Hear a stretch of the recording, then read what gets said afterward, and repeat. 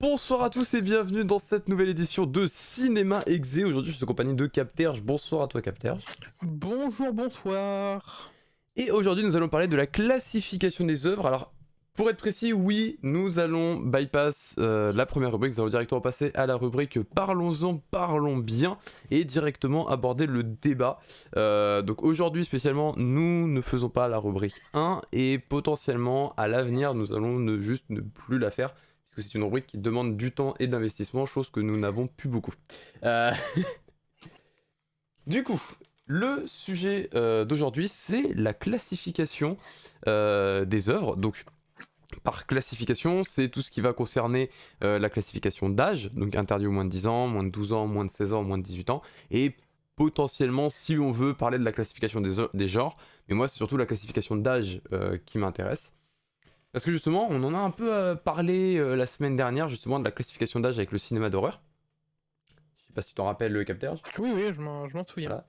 Et il s'avère que, entre-temps, j'ai été voir un film au cinéma, qui est Last Night in Soho. Donc, pour l'instant, je ne le recommande pas, parce que j'ai prévu d'autres œuvres à vous présenter que je trouve fit beaucoup mieux avec ce que j'ai envie. Mais il sera C'est recommandé. dire que tu n'as pas aimé, hein. Ah non, non, T'en non, non, voudrais pas. il est excellent et je le recommande fois 10 000. Mais ce sera pour une autre fois. Normalement, la semaine prochaine, je pense que je vous le présenterai puisqu'il sera encore disponible en salle. Mais du coup, voilà, le film était absolument fabuleux et j'ai eu une surprise en regardant la classification d'âge du film, puisque c'est un film d'épouvante. Hein. Il est classé interdit au moins de 12 ans. Et j'avais eu la première surprise quand j'avais vu que Halloween Kills, donc le dernier Halloween sorti en date, était interdit au moins de 12 ans. On l'a vu parce que on avait un gamin qui était devant nous qui voulait aller voir Halloween Kills, donc sa mère demande des places et l'hôtesse de l'accueil lui dit mais en fait votre gamin il a moins de 12 ans donc c'est pas possible. Je me dis mais attends, pas moins de 12 ans, c'est Halloween Kills, ça devrait être moins de 16 ans, c'est un film d'horreur de type slasher quoi, ça va moins de 16. Mais non, j'ai été surpris de voir qu'il était très moins de 12 ans. Et puis donc j'ai appris que Last Night in Soho était aussi interdit aux moins de 12 ans. Et j'ai vu une bande-annonce pour un nouveau film d'horreur qui va arriver assez bientôt, que j'ai très très hâte de pouvoir voir, qui est produit par Guillermo del Toro, qui s'appelle Affamé. La bande-annonce m'a fait frémir dans mon siège. Déjà, enfin, que ce genre de bande-annonce passe alors que potentiellement il peut y avoir des enfants dans la salle, parce que du coup le film n'est que moins de 12 ans, je trouve ça un peu limite, mais bon, je me suis dit, bah voilà, là, ce film-là, ça va être du moins de 16, parce que là, c'est de la vraie épouvante vraiment flippante, parce qu'à la limite, la Silent Hill Soho, c'est pas si éprouvant que ça. Mais là, c'est affamé, c'est un truc bien flippant, bien gore et tout, ça va être moins de 16. Interdiction, moins de 12 ans. Et donc là, j'ai été quand même sur le cul de voir qu'en fait, les films d'horreur aujourd'hui sont classifiés interdits aux moins de 12 ans. Et pas moins de 16. Comme ça l'était à l'époque. Je sais pas si c'est forcément bien. Non, justement, par rapport à ce que je disais la semaine dernière, justement, pour moi, c'est une mauvaise chose. Tu vois, autant je disais la semaine dernière, c'est pas pour autant qu'il faut limiter trop l'horaire et tout, parce que si ça arrive tard, ça peut provoquer des traumatismes plus forts, parce que t'as accès à plus de films d'un coup, alors que tu pourrais proposer des trucs, un intermédiaire entre de l'horreur pure à moins de 16 et un film pour jeunesse, c'est un truc qui peut faire une entrée dans le genre. Mais tous les passer à moins de 12, Voilà. peut-être c'est un peu trop là, non? Non, c'est un peu trop parce que du coup, par rapport à Halloween Kills, en fait, le fait d'avoir un film pour jeunesse qui va baigner dans l'horreur, tu peux te permettre de ne pas aller trop loin justement dans l'horreur et d'avoir certaines limites. Si t'as des trucs style Halloween ou autre qui passent en moins de 12, voilà quoi, parce que je me souviens quand j'étais gamin, il y avait un film qui était déjà moins de 12, qui était 13 fantômes, qui en vrai en le regardant maintenant, à part de l'horreur un peu Kitsch. sale, un peu gore, il est pas si ouf que ça. Après il est intéressant, mais il fait pas si peur que ça. Mais l'ayant regardé quand j'avais pas en dessous de la limite sur sondage en gros, je l'avais pas super bien vécu. Alors on veut dire qu'il y a des films pires que ça qui se passent en moins de 12. Oh, après, je sais pas si Halloween Kills est vraiment pire que ça. Là, celui qui me choque le plus pour coup dans les trois que j'ai cités qui sont interdits aux moins de Oui, non, 12 ans, c'est Affamé. Halloween Kills, c'est comme les Freddy, c'est comme les Scream ou autres qui sortent. Clairement, à part les premiers, voilà quoi, c'est. Oui, et puis C'est on va pas se l'équivalent mentir, de. on va pas se C'est mentir que l'équivalent de comment ça s'appelle c'est des teenage Holly movies. Knight, Halloween Night, là, tu vois. Et oui, c'est du teenage movie, c'est C'est comme du Urban teenage Legend movie. et tout, quoi. Voilà. C'est pas un truc. C'est plus de l'horreur en mode ah là là, il y a des screamers, ah là là, il y a du sang, et puis c'est tout, quoi. Voilà, c'est clair. Clairement, Pour c'est moi, pas c'est pour ça ça que qui Halloween va. Kills ne me gêne pas tant que ça en tant qu'interdit aux moins de 12 ans. Un peu quand même, j'aurais quand même plutôt vu ça en moins de 16 parce que ça reste quand même un représentant des classiques voilà. du genre slasher. Mais bon, Et c'est vrai encore, que c'est plutôt un film qu'on va plutôt qualifier comme teenage movie dans les nouveaux. Alors le premier C'est était ça. clairement pas un teenage movie, je préfère être clair avec vous. Mais c'est vrai que par Ouais, la non. suite, ça a plus tombé dans le côté teenage movie que vrai slasher bien foutu. Ce que Scream justement avait réussi à ne pas faire, et ça c'était un véritable coup de maître de Craven. Scream, meilleur film d'horreur, hein, de toute façon. Mais pour moi, la sortie de Scream 4 a été un véritable coup de maître de Wes Craven, parce qu'il a réussi à arriver et à dire, moi je vais faire un slasher, un vrai slasher qui n'est pas un teenage movie. Mm. Alors après c'est sûr que, et je vais être honnête, Scream 4 était pour moi était le pire des 4 Scream. C'est pas totalement Parce faux. qu'il C'est arrive vrai pas à que, pour le coup, reprendre je suis bien pas sa d'accord. sauce, etc. Donc c'est pour ça que j'attends avec impatience Scream 5, puisque Scream 5 sort l'année prochaine. J'ai Ouais. un peu hâte de voir Moi ce aussi, qu'il je va l'attends donner, avec parce que impatience. on sait que ce sera pas un teenage movie. Alors, après, ça vérifie, parce que je sais pas qui réalise Scream 5. C'est potentiellement Craven, encore. J'avoue que j'ai pas forcément suivi et tout, mais pour avoir vu Scream 4 il y a pas si longtemps que ça, et du coup récemment C'est par pas rapport à... Craven. Juste un truc sur YouTube. Il y a un truc que je trouvais sur YouTube qui mettait en comparaison, c'est un truc tout con, hein, c'est les recommandations YouTube, pas soit genre des trucs à la con dans mon temps libre, qui comparait Scary Movie, le début de Scary Movie et le début de Scream du coup, évidemment. Et du coup je me suis refait le Scream et je me suis dit putain comment dire, il y avait un bon truc à la base quand même, hein. Ah bah Il y a oui. des choses qui se sont perdues quand même pendant le trajet, hein. Sur Scream. Oui, oui. Ah non, ah non, ah non. La première trilogie est incroyable. Oui, Scream non, 4, mais Scream 4 c'est un peu parti en vrille, on est d'accord. voilà. Scream 4 a tenté de revenir sur la source du slasher. Après, Et voilà. c'est peut-être aussi, l'image que j'ai de Scream, le premier qui est arrivé vraiment et qui a secoué le genre le genre de son genre de film. Et c'est normal, qui c'était était une vraiment parodie très du bon genre. pour ça. Oui, mais oui. C'était ça aussi qui rendait si fort Scream, c'est que c'était une parodie du genre. Et là, je vois que le nouveau, du coup, donc c'est pas Wes Craven qui est derrière. Par contre, quand je vois l'affiche, je me dis, il y a moyen que ce soit pas trop un teenage movie à la manière dont je vois les choses. Après, à voir, faudra voir ce que le film donnera. Et donc le film s'appelle juste Scream. Voilà. Ouais, pas ultra convaincu des films qui font ça, hein. Je pense surtout Bah, à Jigsaw, le par dernier exemple, film en date qui avait fait ça, qui s'était appelé, qui avait juste pris le nom du premier film comme remake, c'est Halloween. c'est Halloween. Ouais, voilà. Techniquement, comme je l'ai dit, Halloween du coup, est bel et bien une suite des Halloween, Oui, voilà. mais il s'appelle Halloween tout comme le tout premier. Et là c'est pareil, le prochain Et- Scream s'appelle Scream tout comme le premier film. Et techniquement, comme je te disais, il y a aussi Jigsaw qui a fait ça. Où il y avait les sauts numérés, et t'as le dernier qui est sorti qui s'appelait juste Jigsaw. Jigsaw, pas Saw. Voilà. Ouais. La série c'est Saw. Hein. Ils auraient Oui, appelé non, le c'est nouveau oui. Saw, je t'aurais dit oui, mais là ils ont bien pris un nom différent, ils l'ont appelé Jigsaw qui est le nom du tueur. Mm. C'est comme si là le prochain Scream ils l'avaient appelé Ghostface. Hi. Ou c'est comme s'ils avaient appelé le dernier massacre à la tronçonneuse Leatherface. Oh, wait. Oh, wait. Wait, ils l'ont fait. Et merde. tu peux répéter ce que tu viens de dire là Non, vraiment, il existe vraiment un film qui s'appelle Moi, Leatherface, qui est le j'attends, dernier film massacre à la tronçonneuse, qui J'attends est le sorti en film qui 2017. s'appelle- J'attends le prochain film Halloween qui s'appellera du coup sûrement Michel. Michel Millet. Michel Non, Millet. Michel Meyer. Non, Michel Millet. Du coup. Oh, tu t'as même pas les bonnes rêves, voyons. Michel Meyer. Non, je l'ai Oh là pas. là. Bon, c'est pas grave. Mais en tout cas, voilà. Je vais Donc, découvrir j'ai le eu truc cette après. surprise de découvrir que le cinéma d'horreur était maintenant classifié interdit aux moins de 12 ans. Et du coup, je voulais qu'on parle un petit peu justement de cette classification du cinéma, de l'importance aussi de cette classification, parce que c'est vrai que c'est pas pour rien que ça existe, moins de 10, moins de 12, moins de 16 et moins de 18.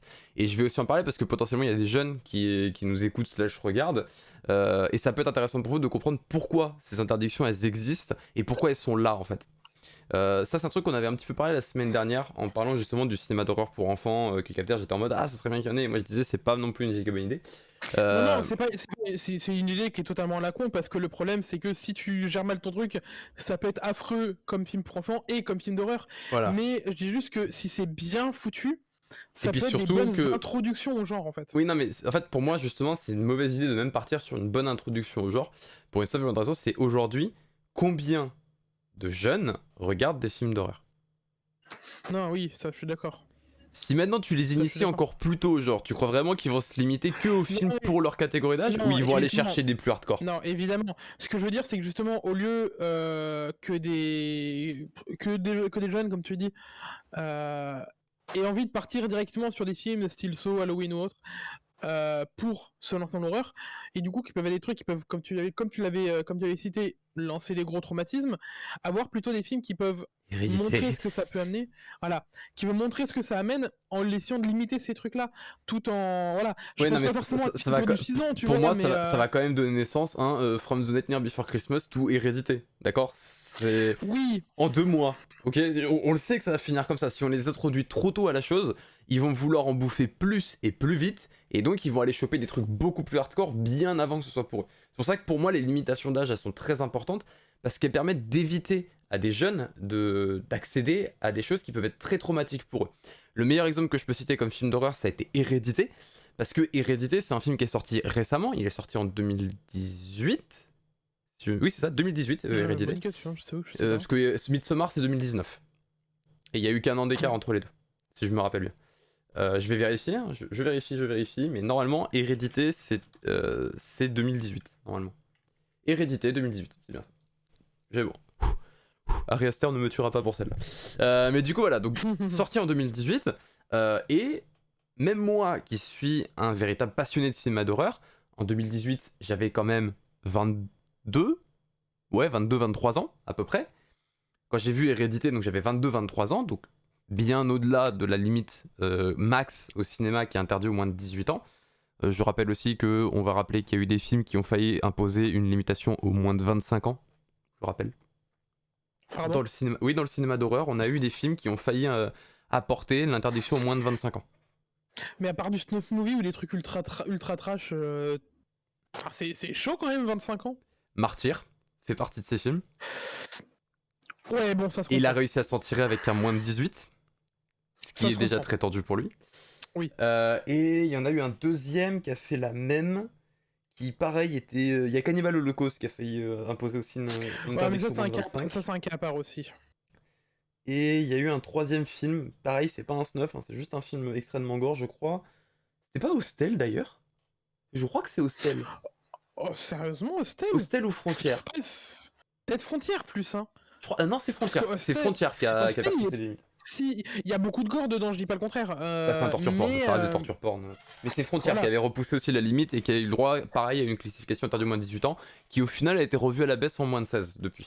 Après, je sais plus si c'est dans le 1 ou dans le 2, j'avoue que la petite scène avec l'œil qui pendouille, bon. Ah, Hostel?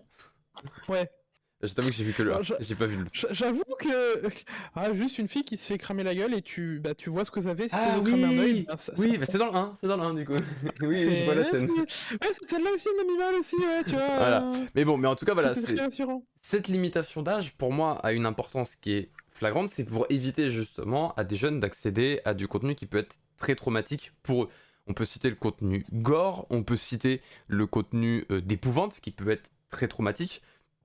Hein, on sait qu'il y a beaucoup d'ados qui, suite à des films d'épouvante, ont développé des phobies importantes. On peut citer l'exemple le plus connu dans ce domaine-là, qui est ça, qui est sorti dans les années 80 et qui a déclenché une gigantesque vague de coulrophobie aux États-Unis. La coulrophobie qui est la phobie des clowns. Donc c'est-à-dire que le film à lui seul a provoqué un traumatisme au sein d'un pays entier. Et pourtant, lui Ouais, avait été c'est bien pas classifié. mal. Donc c'est pour dire à Ouais, quel c'est vrai, point c'est vrai. il est important de bien classifier et de respecter ça. Parce que on peut se dire, ouais, non, mais ça va, c'est juste un film d'épouvante et y aller en mode c'est bon, c'est tranquille, et en réalité, en ressortir avec un véritable traumatisme derrière. C'est pour ça que cette protection, elle existe notamment dans le cinéma d'horreur. C'est pour ça que je cite souvent comme exemple Hérédité, parce que Hérédité, pour moi, a été un véritable choc. Pas au point d'être un traumatisme, parce que j'ai quand même pas mal de background dans le cinéma d'horreur, j'en ai bouffé plus de 1000 des films d'horreur, donc j'ai un gros background dans le domaine, mais même moi, il m'a choqué. Alors que pourtant, j'ai vu pire. Mais il m'a choqué. Donc je me dis, quelqu'un qui n'a pas l'habitude de ce genre de cinéma, qui est un ado qui se dit, allez, on va se faire un petit film d'épouvante, et qui s'est dit ça en 2018 et qui allait voir Hérédité, mais lui, il est sorti avec un traumatisme, le gamin. Ou Martyr, hein. Parlons pas de Martyr, s'il te plaît. Ah, Martyr, c'est littéralement. Non, parce que Pascal, je t'aime, d'accord? Tu le sais que je t'aime, Pascal. Mais t'as fait fort quand même. T'as été loin, Coco. La dernière scène, la scène finale du film. Ouais, voilà. Oh putain. Tu sais, moi je m'étais dit, il y a un film d'horreur, je connais, qui est dans dans le disque dur familial, je sais pas ce que c'est, tiens, on va regarder. Alors, un conseil, vraiment, si vous aimez les tortures porn, mais vraiment d'amour, et que vous êtes assez âgé pour regarder Martyr, donc vous avez au moins 18 ans, regardez Martyr. Il vaut vraiment le coup. Je crois d'ailleurs que je l'avais déjà recommandé, Martyr. Mais ne le regardez que d'un œil. Hein. Non, regardez-le avec les deux yeux. Ou alors, après, si vous aurez 15, c'est potentiellement qu'il y en aura un des deux que vous aurez arraché au passage. Mais ça, c'est une autre histoire.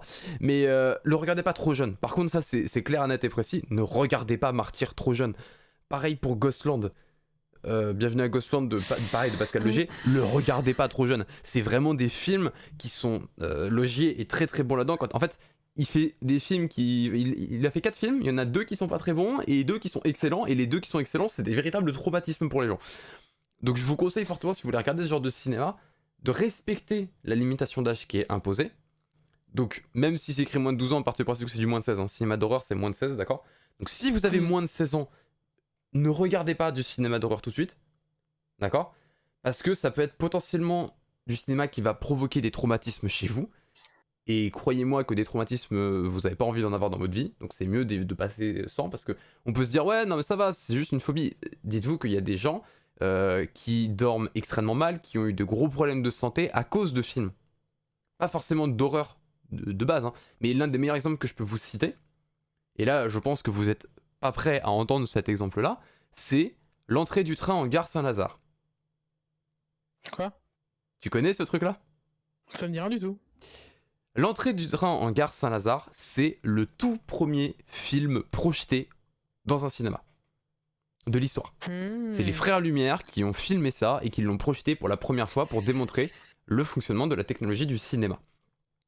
Ah, je crois savoir de quoi tu parles. Et il faut savoir que suite à ce film, il y a eu un énorme traumatisme chez les gens qui ont vu le film. Je raconte l'histoire du film. C'est très drôle. Hein. C'est l'arrivée d'un train en gare Saint-Lazare. C'est juste ça. Littéralement. Le truc doit durer moins d'1 minute et on voit juste un train qui arrive face à la caméra, puis on a un changement de plan pour voir le train qui rentre dans la gare Saint-Lazare et qui va s'arrêter dans la gare Saint-Lazare. C'est juste ça. Sauf que à l'époque, ça a été un véritable choc pour les gens, le premier plan, c'est-à-dire le train qui leur fonce dessus. Parce qu'ils ont tous eu un réflexe de peur qui était, on a un train qui arrive à pleine vitesse dans la salle et qui va tous nous tuer. Et ça a été un véritable traumatisme pour les gens. Donc rendez-vous compte que même un simple film comme celui-là a été un déclencheur de traumatisme. Donc il faut pas prendre à la légère. Et il faut savoir qu'il y a des gens qui ont très mal dormi. Et quand je dis très mal dormi, ça a été pendant plusieurs mois. Ils ont eu beaucoup de difficultés à dormir, etc. Ce qui a eu un impact très fort sur leur santé. Santé mentale et physique, hein, à cause du film. Donc rendez-vous compte que ça a un impact fort, le cinéma. On s'en rend pas forcément compte quand on en entend parler, mais ça a un impact fort. Et c'est pour ça que la limitation d'âge, elle existe. C'est aussi pour ça que moi, je trouve ça anormal que des films d'horreur soient désormais classés interdits au moins de 12 ans. C'est-à-dire qu'on permet à un jeune qui a 12, 13, 14 ans d'accéder à un cinéma qui va être un véritable facteur de trauma pour lui. C'est la chose dont je parlais déjà la semaine dernière. Et que c'est pour ça qu'il faut faire extrêmement attention, notamment avec le cinéma d'horreur. Et même pas que le cinéma d'horreur, le cinéma d'action aussi. Dans le cinéma d'action, il y a aussi des limitations d'âge, c'est pas pour rien. Dans plein de choses, on va retrouver des limitations d'âge, et c'est pas pour rien qu'elles existent. Je vais pas me prononcer sur le porno. Tu l'as fait du coup? Je vais pas vraiment me prononcer là-dessus, parce que je ne parlerai pas de la qualification d'âge du porno, parce que pour le coup, moins de 18, bon, soyons honnêtes, pour moi, il mérite pas cette classification. Il mérite moins. Ah! Soyons honnêtes. Je ne me désolidarise de ce que tu pourrais dire, hein, dans le doute. Non, mais c'est parce que il faut être aussi franc aujourd'hui. On est face à des générations à venir. À 12-13 ans, ils savent déjà à quoi ressemble une femme à poil, ils savent déjà ce que c'est que de faire l'amour, ils ont déjà vu tout ça. Le porno à leur âge, c'est même normal en fait. Pour dire à quel point nos générations ont quand même évolué. Et même nous, à notre génération, c'est plus tardivement, hein, on va pas se mentir, c'était plus vers 14-15 ans, mais vers 14-15 ans, soyons honnêtes, quasiment tous les mecs dans les collèges avaient déjà vu du porn. Hein. Certes. Mais donc le quand moins de même. 18 ans, tu vois, au final, Oui, à non, la mais limite, vois pour le truc, certaines catégories, vois peux le comprendre. truc de sachant que c'est beaucoup comment dire, pas mal de gosses qui ont accès beaucoup plus tôt que prévu, que c'est prévu. Si tu descends la limite, est-ce que justement ils les auraient pas encore plus tôt après, tu vois? Non, je pense pas. Parce qu'avant, t'as pas cette curiosité de te renseigner là-dessus. Tu l'as pas parce que c'est que après que tu veux braver l'interdit, de le savoir et tout, justement. Non, c'est juste que littéralement, à partir du collège, t'as des cours d'éducation sexuelle. Au collège, on t'apprend comment on fait les bébés. Hein. Oui, mais donc c'est normal qu'à partir du collège, t'as envie de regarder. Oui, mais entre apprendre à faire les bébés et apprendre à fourrer 4 personnes à la fois, c'est pas pareil. C'est pour ça qu'après, il faut aussi savoir dans quel genre. Tu sais, il y a différents forcément genres aussi dans le porno et on peut aussi voir la classification. Par contre, il y a un truc dans la classification sur le porno qui pour moi est juste et ne devrait pas changer, c'est la classification X. Elle, pour moi, est justifiée complètement. C'est quoi la différence ? Alors, la classification X, pour ceux qui ne le savent pas, c'est une interdiction de diffusion dans les cinémas grand public. Ah oui, non mais... C'est-à-dire que seuls les cinémas dédiés à la diffusion de cinéma X ont le droit de diffuser ce genre de film. Sachant que la classification X, beaucoup associent ça tout de suite au porno, parce que tous les films à caractère pornographique sont classés cinéma X, mais c'est pas les seuls.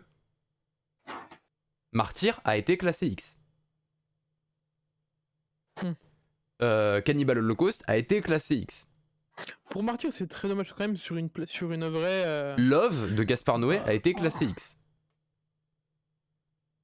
Nymphomaniac de Lars von Trier a été classé X.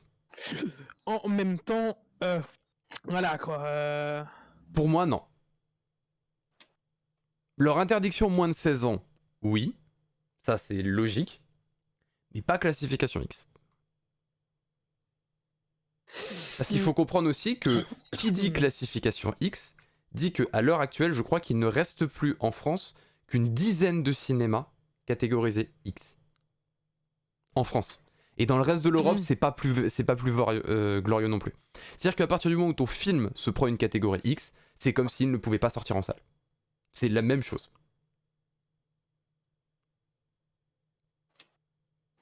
Oui, je vois à peu près ce que tu veux dire, mais bon... Et c'est d'ailleurs ce sur quoi s'est énormément battu justement Gaspard Noé avec le film Love. Parce que dans le film Love, alors oui, on voit une bite. Oui, on voit une chatte. Voilà. Oui, il y a un acte sexuel non simulé dans le film, mais qui est filmé d'une certaine manière qui fait qu'on ne voit pas l'acte sexuel complètement. C'est de l'érotique, même si la scène était non simulée.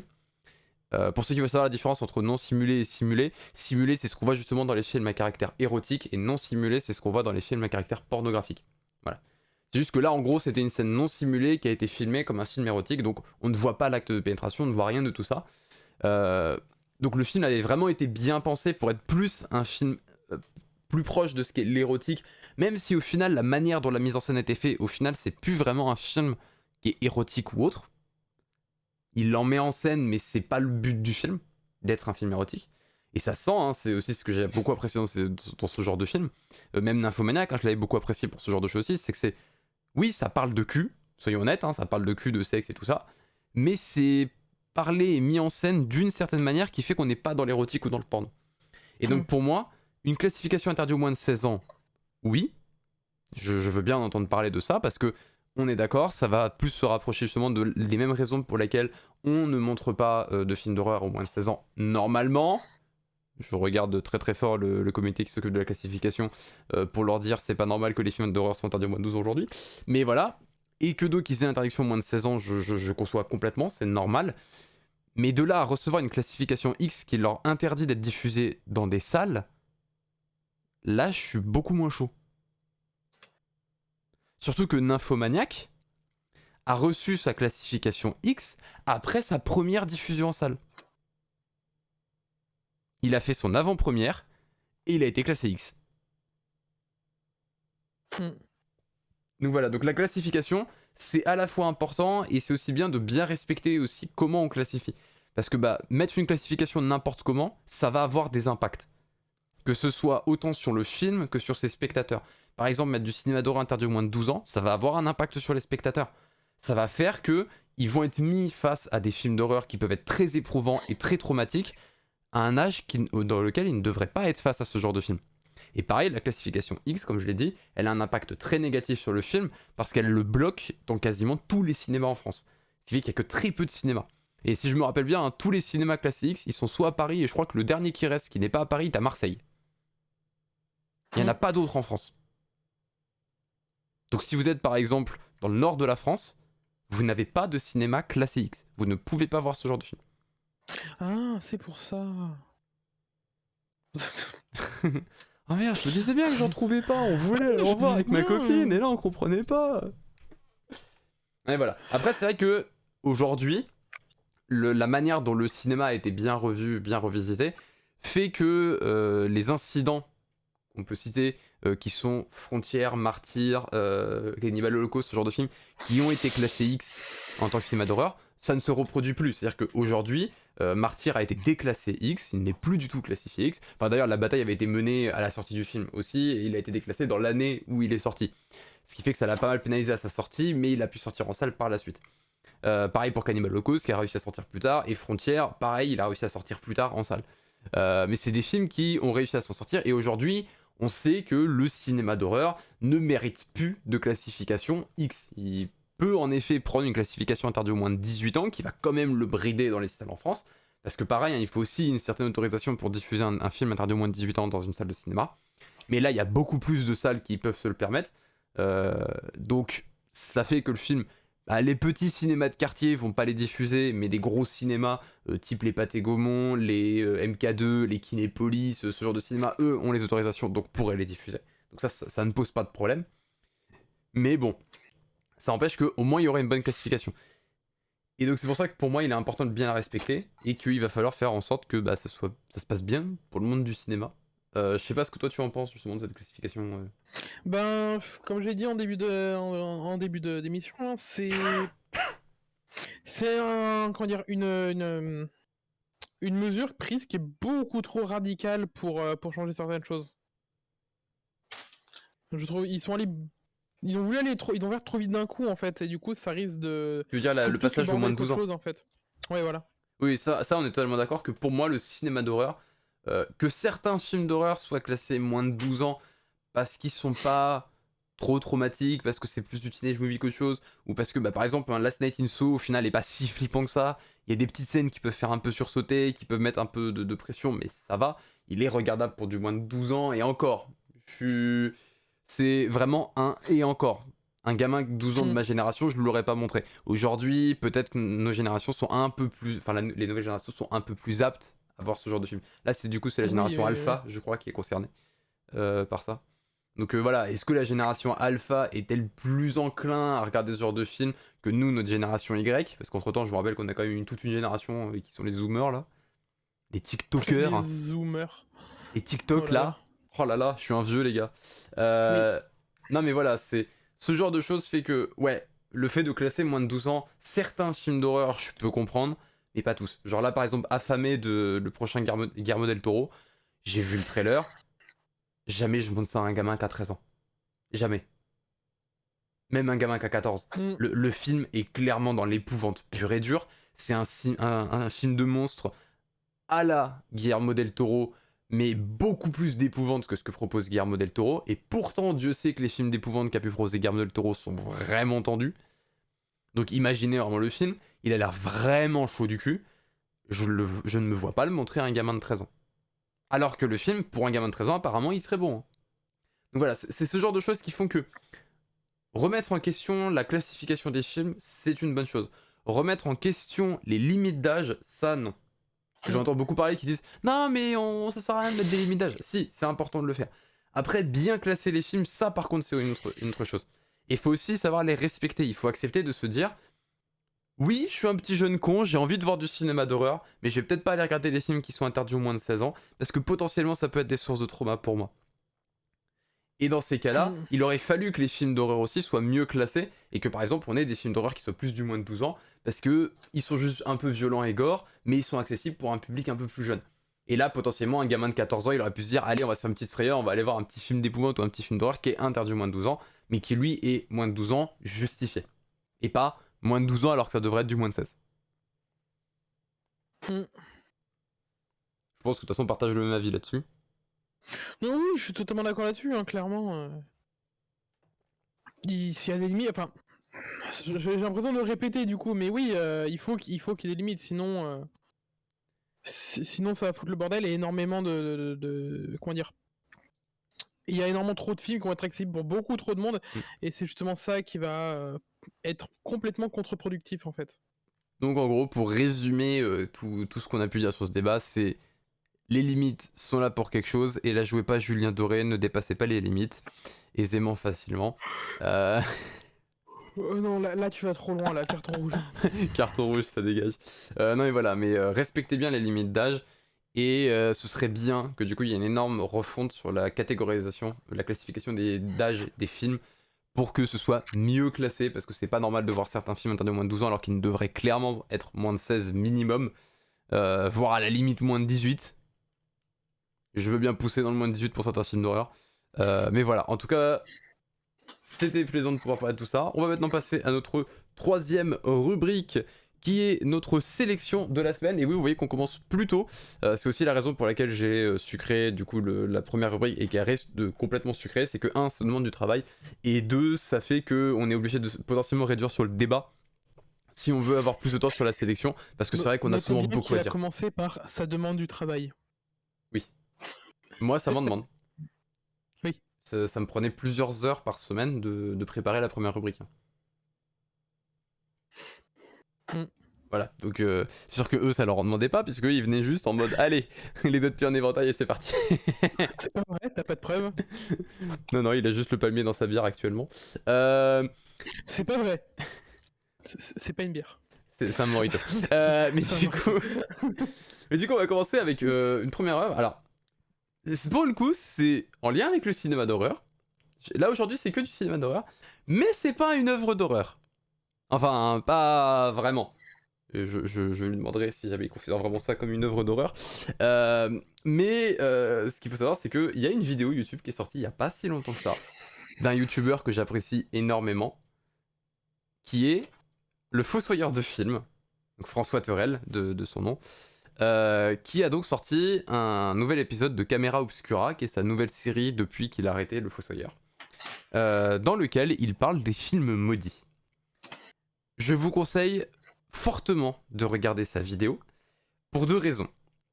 La première chose, c'est que la vidéo est d'une excellente qualité, comme la plupart des caméras obscura qu'il a pu sortir, et elle parle de tous ces films qui sont considérés comme maudits et qui parlent de films maudits, et notamment le grand représentant du genre qui parle de films maudits, Ringu, que j'avais déjà recommandé sur cette chaîne, parce que le film est incroyable, et il en parle parce que justement ça a lancé beaucoup de choses, et il parle de beaucoup de choses autour notamment du cinéma d'horreur, et pas que, parce qu'il parle aussi par exemple de... c'est Waterworld je crois qu'il s'appelle le film.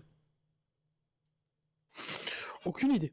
Le film qui a coûté extrêmement cher, qui a été un véritable flop et qui a mis en danger tout le monde sur le tournage. Mais voilà, il en parle parce qu'il est considéré comme maudit, etc., etc. Et il en parle beaucoup, donc du coup, dans son Camera Obscura, film maudit.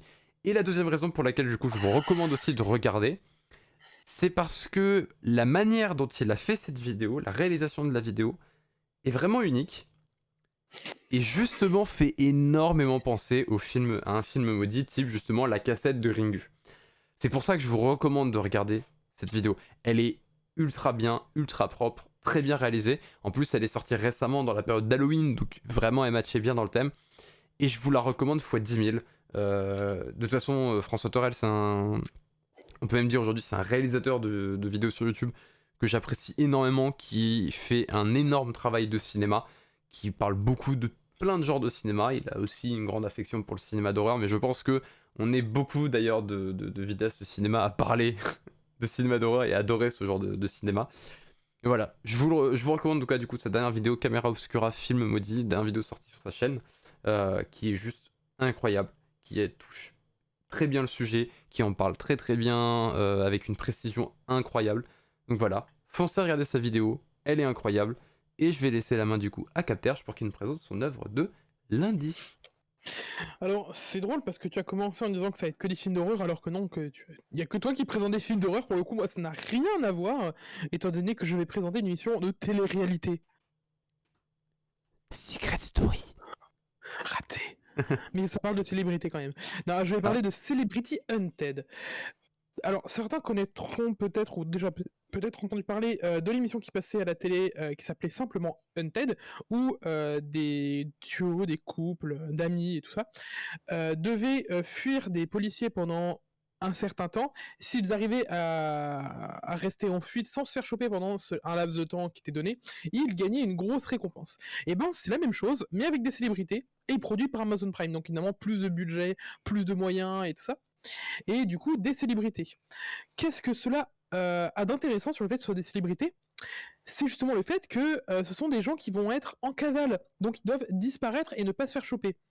Je vous laisse imaginer ça quand toute la France connaît votre gueule. Il y a beaucoup de choses qui peuvent se passer, qui peuvent potentiellement foutre en l'air votre plan, votre discrétion ou autre. Dans cette émission, dans cette première saison, je pense qu'il y aura d'autres saisons, étant donné que c'est généralement une émission qui marche bien. Nous suivons donc 3 duos qui sont Squeezie et Seb Lafrite. Il y a également Laure et Son frère, Florent. donc Florent, merci, Florent Manodou.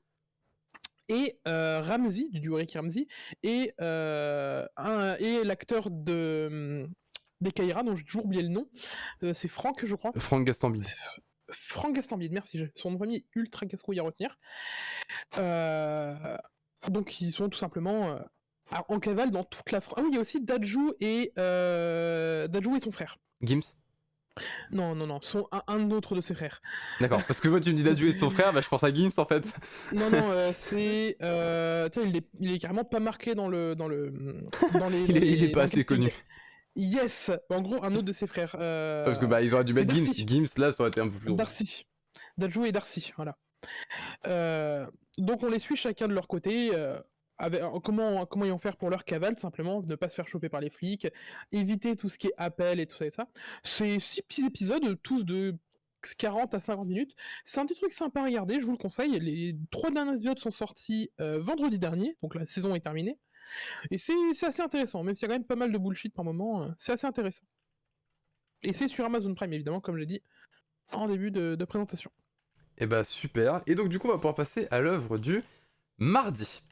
Et avant de présenter cette œuvre du mardi, j'aimerais faire un petit big up, une petite dédicace à un de nos chroniqueurs qui n'est pas là aujourd'hui, qui est donc Simon Belmont, alias Aveciné, parce que récemment, c'est-à-dire pour Halloween, il a sorti 3 vidéos, pour le coup des vidéos très travaillées qui parlent justement des 3 films que je vais vous présenter d'affilée. Donc de toute façon, à partir du moment où je vous aurai présenté le premier de mardi, vous saurez lesquels je vous présenterai juste après de toute façon.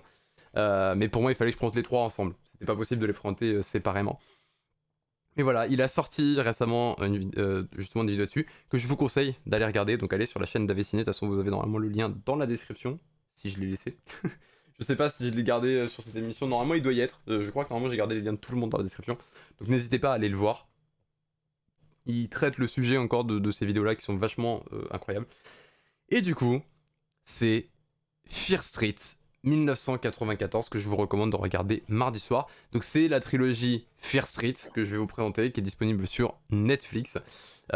Et donc on va parler du premier volet. Alors le premier volet, donc ça raconte l'histoire d'une petite ville perdue dans les États-Unis qui a un taux de criminalité extrêmement élevé. C'est-à-dire que c'est régulier que dans cette petite ville dont j'ai complètement oublié le nom, un mec ou une meuf pète un plomb un jour et décide de faire un massacre et tue 3, 4, 5 personnes.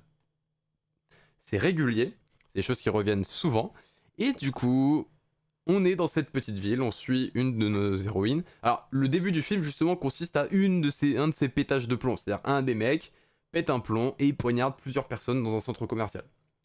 Et ensuite, on va suivre notre héroïne, qui est donc dans ce contexte où, dans la petite ville, il y a eu une nouvelle tuerie de masse, et tout le monde est un petit peu à cran, et il essaie un petit peu de comprendre ce qui s'est passé.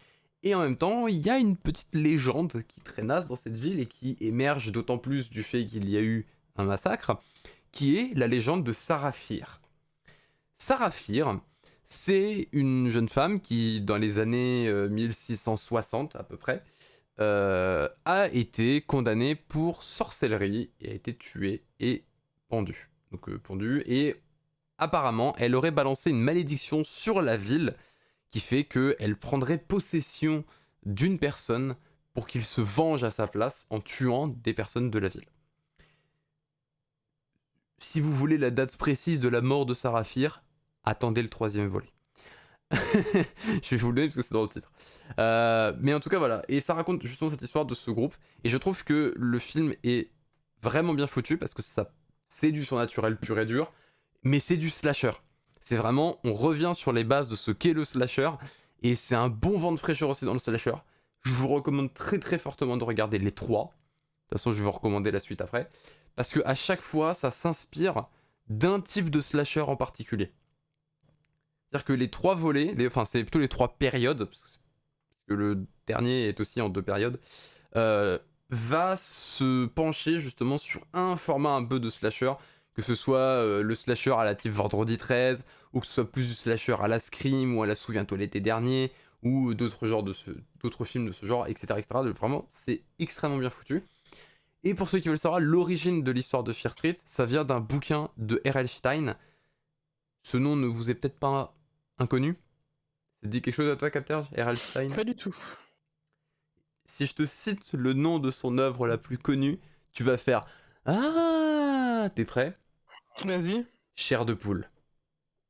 Ah. Voilà. Voilà, c'est l'auteur des Chairs de poule qui avait donc fait une autre série qui s'appelle Fear Street, qui est donc une série de 3 bouquins, je crois, ou il y en avait qu'un seul, je sais plus, mais en tout cas qui a écrit Fear Street, qui a donc été adapté par Netflix, et je trouve que l'adaptation est incroyable, reprend très très bien les codes de ce que sont les slashers et de ce que fait un slasher, et voilà, franchement, foncez les voir, ils sont disponibles sur Netflix, et de toute façon vous allez voir que je vais vous parler de la suite après, parce qu'il y a aussi d'autres choses. Bien évidemment, vous voyez que j'évite de trop rentrer dans l'histoire parce que je n'ai pas envie de vous spoiler, et j'ai envie que vous connaissiez un petit peu plus ce qui se passe.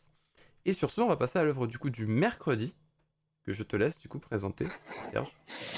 Alors, on va rester sur Amazon Prime dans mon cas, et je parlais d'une série qui commence à dater un petit peu, mine de rien. Ouais, un peu. Ouais, un peu, parce qu'elle a bientôt 10 ans, c'est ça? Ouais, Un peu 10 ans, plus, ouais. je crois. Ah, pour pas dire qu'elle a commencé il y a 15 ans, ouais. Ouais. Bref, plus sérieusement, c'est une série sur un enquêteur qui se prétend mentaliste, enfin, qui se prétend médium, mais qui est en réalité un simple mentaliste. Mais disons que, Il s'appelle étant donné qu'il Patrick habite... Baker. Ah non, pardon. Patrick Baker. Étant donné qu'il passe, qu'il habite sur une petite île, il me semble, je crois. Je crois pas Non, qu'il non, est... non, non, Attends. il vit dans une ville de Californie sur la côte. Oui, il vit en Californie, ok. Je me souvenais qu'il y avait beaucoup d'histoires de bateaux, etc. Mais il me semblait que c'était sur une île.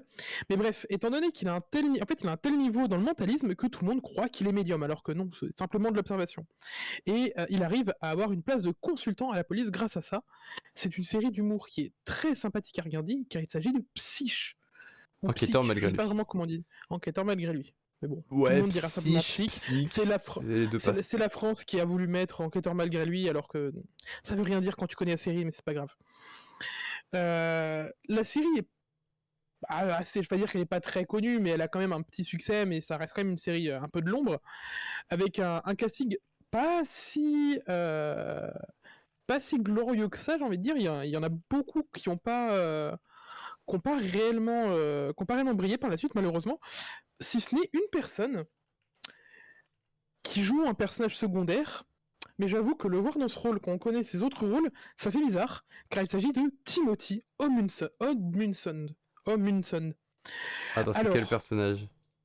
c'est le lieutenant Lassiter. Si je dis Timothy Omundson, il y en a beaucoup qui le connaîtront pas, ou qui du coup le connaîtront grâce à ça, mais Si, je comment crois dire, voir. il a joué dans dans des séries qui sont quand même déjà beaucoup plus prestigieuses, merci. Étant donné qu'il a joué Dieu ainsi que Cain. Voilà, enfin que Oui, Cain. Cain. Il a Cain, joué s'il Cain te et plaît. Dieu quand même. Voilà, il a joué Cain dans Supernatural et Dieu dans Lucifer. Disons que c'est pas des petits rôles, tu vois. Donc le voir arriver, de voir de quoi il débarque Attends, il a joué Dieu dans dans. Lucifer? Oui, oui, il a joué Dieu dans Lucifer, dans un épisode où justement, où on pense que Dieu a pris possession d'un corps humain et c'était le corps de Timothy Ah, Omundson. ok, je vois. Oui, parce que dans la dernière saison, on voit qu'évidemment Dieu ne ressemble pas du tout à ça. Oui, oui, parce que Voilà. j'étais en train de me dire, bah, il y a quand même un petit problème. Voilà. Non, non, il y a un épisode où Dieu prend la possession du corps du personnage de Timothy. Donc voilà, on peut dire qu'il a joué Dieu et Cain. C'est quand même assez bourrin. Mais plus sérieusement, du coup, c'est une série très intéressante, très sympathique, qui a donné lieu à 2 films, qu'on ne va pas forcément parler parce que ça reste des téléfilms. Voilà. Voilà. Mais plus sérieusement, c'est une petite série qui est très sympathique. Il y a, si je dis pas de bêtises, 2 ou 3 saisons, je crois. 3, je Ah non, crois. ah non, il y en a beaucoup plus. Il y en a beaucoup plus? Donc Ah, il y en a beaucoup plus. Il y en a 8. oui, oui, donc, oui, Oui, il y en a plus. oui. Non, je me souvenais pas qu'il y en avait autant, tu vois. Oui, on a, il y en a. Voilà. Mais plus avant, il y a 8 saisons, donc 120 épisodes. En vrai, ça se fait assez rapidement. Il y en a beaucoup qui sont dans ce cas-là en termes de série, de comédie. Surtout que ce sont généralement des épisodes de 20 à 30 minutes. Ça se fait assez rapidement. Donc voilà, enquêteur malgré lui sur Amazon Prime. N'hésitez pas, foncez voir cette série, c'est bien. Et bah, merci à toi. Et donc, on va passer au film du jeudi que je vais vous présenter. Film que je pense personne d'entre vous ne doit savoir de quel film je vais bien pouvoir parler. Non, je déconne, vous savez très bien qu'il s'agit de Fear Street 1978, c'est-à-dire le deuxième volet de la saga Fear Street. Parce que ce qu'il faut savoir, c'est que dans le premier épisode de Fear Street, il parle justement des précédents de la ville, et donc des précédents tueurs qui sont intervenus dans la ville. Et l'un d'eux, justement, est le tueur de 1978 qui va faire un massacre dans un camp de vacances, et non pas autre chose. Mais donc dans un camp de vacances. J'avais espéré tenter une vanne, elle est pas passée. Du coup voilà, donc c'est dans un camp de vacances, un peu justement à la type Vendredi 13. Et justement, c'est pour ça que j'adore Fear Street 1978, même si malheureusement on a un peu du spoil de qu'est-ce qui va se passer au travers du film, et donc certains passages de tension sont un petit peu mis sous le tapis et non fonctionnels parce que bah avec le premier film Fear Street 1994 qui se déroule après le deuxième film dans l'ordre chronologique, bah ça fait que on est un peu au courant de qui survit, qui meurt. Même s'il y a quand même un certain doute qui est maintenu sur le premier film sur qui sera la Final Girl. Mais c'est un truc qui explique très bien, justement, Simon dans sa vidéo. C'est que très vite, dès le début du film, on est au courant de qui sera la Final Girl. Voilà, c'est très vite gâché dès le début du film.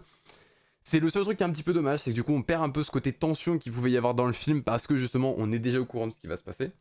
Mais ça n'empêche que le film reste un très très bon slasher qui va permettre de creuser un tout petit peu plus justement les... Parce que bah, forcément le premier film a soulevé beaucoup de questions, le deuxième va y répondre en partie, alors que pourtant il se déroule avant, dans le passé. Mais il va permettre de répondre à certaines des questions, et en plus de ça, il nous apporte un magnifique slasher qui fait beaucoup penser justement à Vendredi 13, donc c'est pour ça que moi je le trouve très très agréable à regarder. Puis le casting est vraiment de toute façon incroyable, hein. Je ne me rappelle plus le nom de la jeune actrice justement qui incarne la Final Girl, qui a joué aussi dans Stranger Things, si je me rappelle bien. Alors attendez, hop. Je vais regarder le casting, ça va être très rapide. Voilà, c'est Sadie Sink, qui est donc aussi l'actrice qui jouait dans Stranger Things. Donc voilà, elle a aussi joué dans... Oh, elle a joué dans Ellie. Ah oui, c'est vrai, elle joue dans Ellie. Je me rappelle plus. Et pourtant, je l'ai recommandé ce film. Et voilà, elle a joué dans beaucoup de choses, notamment autour des œuvres Netflix, hein, puisque Ellie est une œuvre Netflix, Stranger Things est une œuvre Netflix, Fear Street est une œuvre Netflix. Donc voilà. Mais en tout cas, voilà, c'est une actrice que je trouve très intéressante, qui joue super bien. Et j'ai hâte de voir ce que ça donne, parce que c'est une jeune actrice. Donc en plus, elle a quand même... J'espère qu'elle va garder une grande carrière derrière, surtout que bah, c'est une actrice Netflix, concrètement. Donc il y a moyen qu'il fasse beaucoup de choses. Et donc voilà, je vous recommande très très fortement de le regarder. Le film est vraiment excellent. Et il raconte très très bien l'histoire de comment un tueur en série naît à partir de toutes les légendes qu'il y a autour de Fear Street. Et ça permet aussi de mieux comprendre ces légendes et de mieux comprendre ce qui se passe dans le premier film. Et on va donc passer à l'avant-dernière œuvre, du coup, l'œuvre de Vendredi, qui vous est présentée par Capterge. Alors, en faisant mes recherches, un petit truc très drôle que j'ai trouvé, c'est que du coup, l'acteur principal de cette série a également joué dans Psych. Ce qui est très très drôle. Bon, il Et a pas joué un que. personnage secondaire, ça compte pas. Mais oui, et pas que, évidemment, et pas que. Si je dis Shazam ou si je dis Voilà. Fandral, ça va déjà évoquer à beaucoup plus de personnes. Il s'agit de Zachary Levi, qui est le personnage principal donc de Chuck. C'est pas du tout le même charisme de personnage. Donc Chuck, qu'est-ce que c'est déjà? C'est une petite série, encore une fois, humoristique, qui parle d'un simple nerd passionné d'ordi qui travaille dans un magasin d'informatique random, dans une grande surface, qui a rien demandé à personne, hein.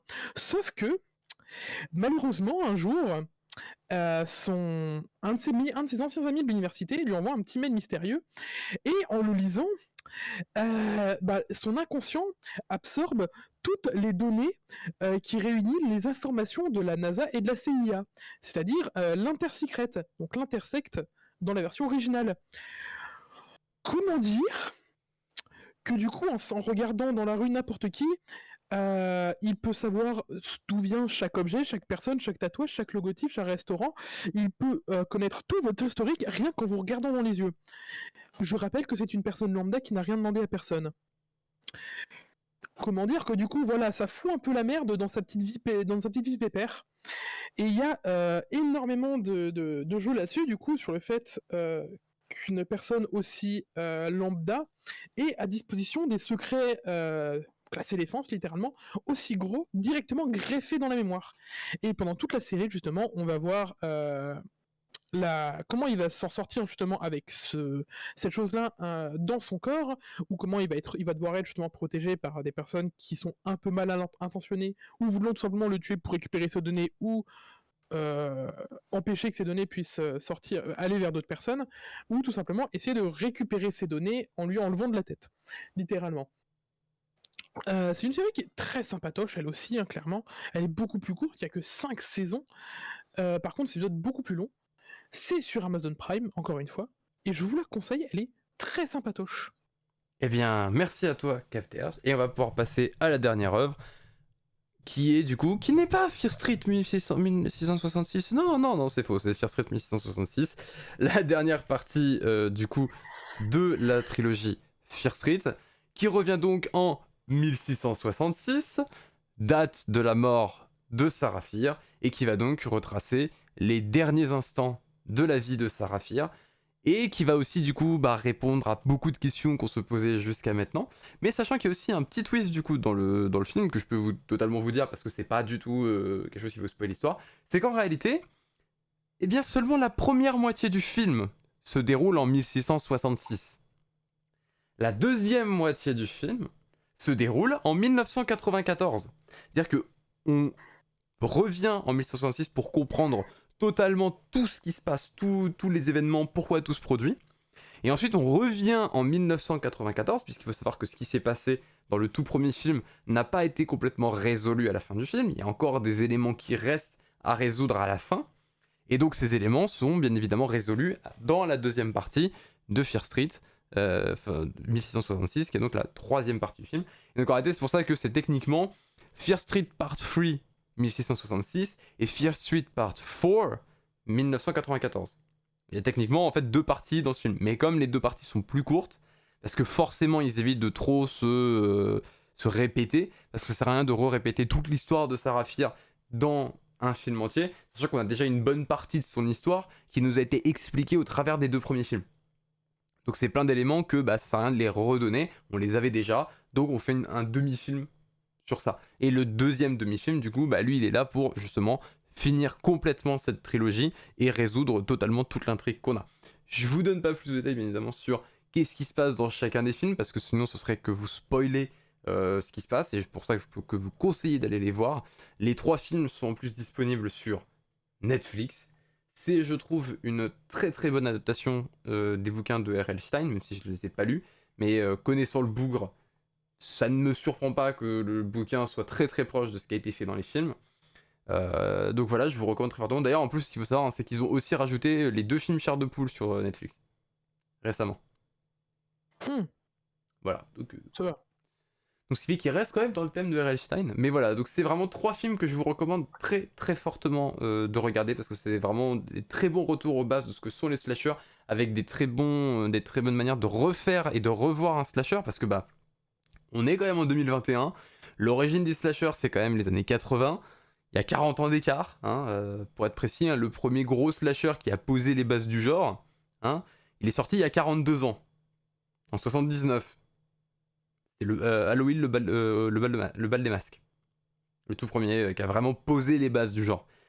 Donc vous vous doutez bien qu'un film qui sort en 2021, et même 3 films qui sortent en 2021, il faut qu'ils remettent un peu au goût du jour ce que sont les slashers, et je trouve qu'ils ont vraiment très très bien réalisé cette chose.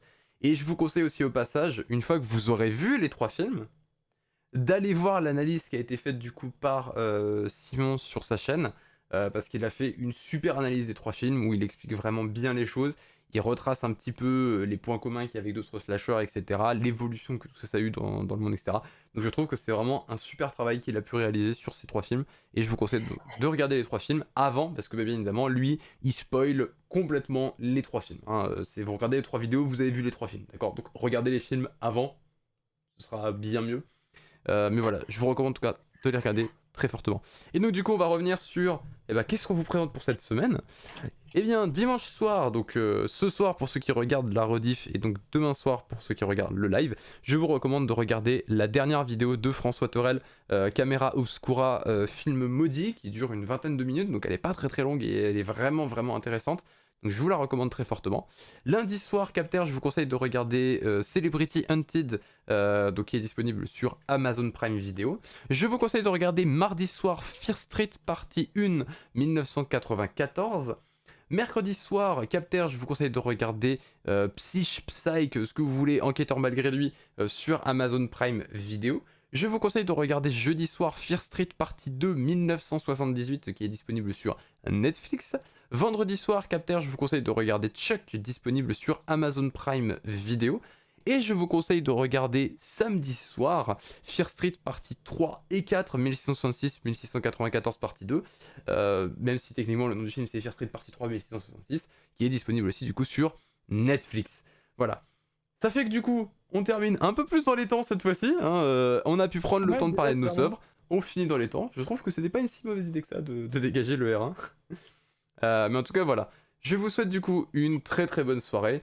Et on se retrouve, je l'espère, la semaine prochaine pour un nouveau live cinéma.exe. Au revoir tout le monde.